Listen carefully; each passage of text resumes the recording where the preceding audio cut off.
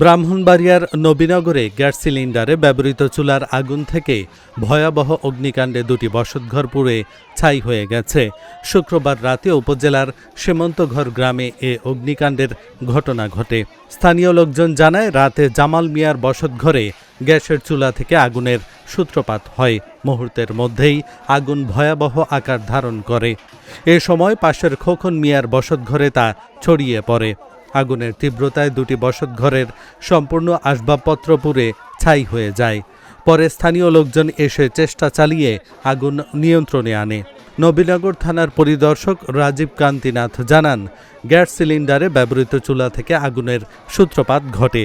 এতে দুটি বসতঘর পুড়ে ছাই হয়ে যায়। আগুনে পুড়ে দুটি ঘরের ২০ লক্ষ টাকার ক্ষয়ক্ষতি হয়েছে বলে প্রাথমিকভাবে ধারণা করা হচ্ছে।